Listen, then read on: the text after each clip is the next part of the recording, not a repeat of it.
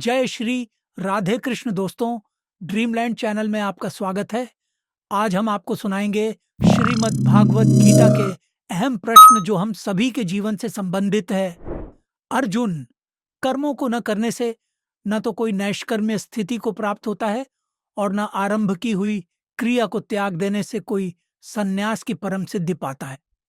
बहुत से लोग कहते हैं, हम तो ज्ञानी हैं, अग्नि नहीं छूते, हमारे लिए भजन का कोई विधान नहीं है, आगे कोई परमात्मा नहीं है तो किसको भजे, अहम ब्रह्मास्मि इत्यादि प्राप्ति के पश्चात ठीक ऐसा ही है, लेकिन किए बिना कोई पाता नहीं।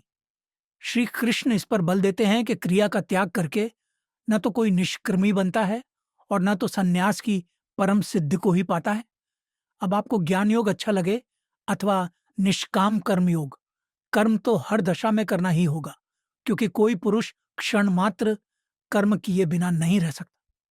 प्रश्न: महाराज जी, अध्याय 4 में श्री कृष्ण कहते हैं कि यज्ञ के पूर्ति काल में ज्ञानामृत का पान करने वाला योगी संपूर्ण कर्मों से छूट जाता है। संपूर्ण कर्मों की ज्ञान पराकाष्ठा है। ज्ञान में संपूर्ण कर्म विलय हो जाते हैं। ऐसे पुरुष द्वारा कर्म होते ही नहीं। और यहाँ श्री कृष्ण कहते हैं कि ज्ञान योग अच्छा लगे या निष्काम कर्म योग, कर्म तो करना ही होगा। ऐसा विरोधाभास क्यों? उत्तर: श्री कृष्ण कहते हैं, कार्यते ह्यवशः कर्म सर्व प्रकृति जैर्गुण। गीता 3:5। प्रकृति से उत्पन्न गुणों द्वारा विवश जीव हर हालत में क्रिया में बरतता है। जब तक प्रकृति है, प्रकृति से उत्पन्न तीनों गुणों का मस्तिष्क पर दबाव है, तब तक किसी न किसी रूप में कर्म तो करना ही होगा। प्रकृति के आश्रित हुआ पुरुष कर्म किए बिना नहीं रह सकता। किंतु जिस समय ज्ञानाग्नि दग्ध कर्माणम, गीता 4:16, ज्ञान में कर्म विलीन हो जाता है, उस समय प्रकृति का भी विलय हो जाता है। इसलिए उस पुरुष द्वारा कर्म नहीं होता। अतः जब तक पुरुष प्रकृति से पार नहीं हो जाता, तब तक कर्म करना ही पड़ता है। फिर भी जो पुरुष हठ से इंद्रियों को रोककर मन से विषयों का चिंतन करते हैं और कहते हैं, मैं ज्ञानी हूं, मैं पूर्ण हूं, मैं परम तत्व में स्थित हूं, श्री कृष्ण कहते हैं वे दंभाचारी हैं, पाखंडी हैं। अतः अर्जुन, तू नियत कर्म को कर। नियतम कुरु कर्म त्वं कर्म ज्यायो ह्य कर्मणा, शरीर यात्रा पिचते न प्रसिद्ध यद कर्मणा। गीता 3:8। सिद्ध है कि कर्म बहुत से हैं, उनमें से कोई एक निर्धारित किया गया है। 16वें अध्याय के अंत में कहते हैं, जो पुरुष शास्त्र विधि को त्याग कर अपनी इच्छा से बरतता है, वह न तो सिद्धि को ही प्राप्त होता है और न परम गति तथा सुख को ही प्राप्त होता है। इसलिए कर्म और अकर्म की व्यवस्था में शास्त्र ही प्रमाण है। अतः शास्त्र द्वारा नियत कर्म को कर। किस शास्त्र द्वारा नियत? यहां अन्य शास्त्रों से तात्पर्य नहीं, गीता शास्त्र द्वारा निर्धारित कर्म कर। गीता स्वयं में पूर्ण शास्त्र है। इति गुह्यतमं शास्त्रम, गीता 15:20। व्यास जी ने भी कहा, गीता सुगीता कर्तव्य किमन्य शास्त्र संग्रह है। महाभारत भीष्म पर्व 40:1। कर्म न करने की अपेक्षा कर्म करना श्रेयतर है, क्योंकि करने से कुछ दूरी तय तो होगी। कर्म न करने से शरीर यात्रा भी सिद्ध नहीं होगी। प्रश्न: महाराज जी, शरीर यात्रा का क्या अर्थ है?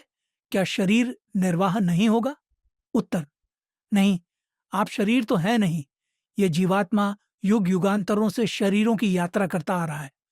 कीट पतंग, देव, दानव, मानव इत्यादि योनियों को यह जीवात्मा बदलता रहता है। यह यात्रा तब पूरी होती है जब यह शाश्वत ब्रह्म में समाहित हो जाए। यदि एक जन्म भी लेना पड़ा तो यात्रा अभी जारी है। सिद्ध है कि कर्म ऐसी वस्तु है जो आत्मा की शरीर यात्रा पूर्ण कराती है। यह आत्मा को वह अचल स्थिति दिलाती है जिसके पश्चात शरीरों की यात्रा नहीं करनी पड़ती। प्रश्न उठना स्वाभाविक है कि नियत कर्म है क्या?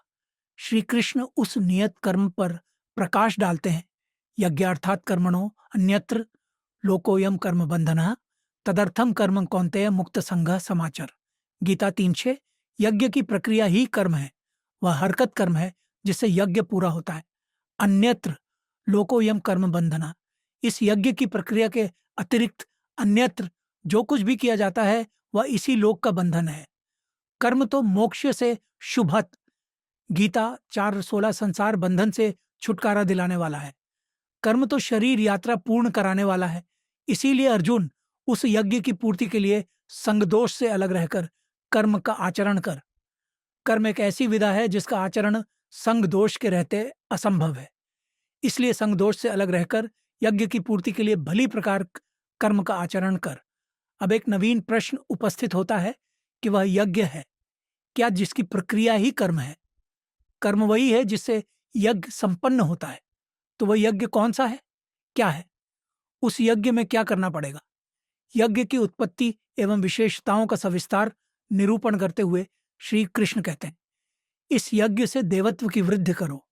दैवी संपद ज्यों ज्यों बलवती होगी त्यों त्यों तुम्हारी प्रगति होगी।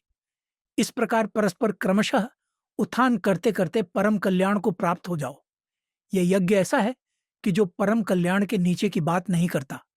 अध्याय 4 में श्री कृष्ण बताते हैं कि बहुत से योगी देव यज्ञ करते हैं, दैवी संपत्ति को बलवती बनाते हैं। विवेक, वैराग्य, शम, दम, एकाग्रता, ध्यान, समाधि, चिंतन की प्रवृत्ति, यही सब दैवी संपत्ति है। 16वें अध्याय में जिसका विशद विवेचन है, इसी को भली प्रकार स्थायित्व देने के लिए साधन करते हैं। दूसरे योगी इंद्रियों के बहिर्मुखी प्रवाह को संयम रूपी अग्नि में हवन करते हैं। पूरा सुनने के लिए बहुत बहुत धन्यवाद। मिलते हैं अगले भाग में। जब तक के लिए राधे कृष्णा।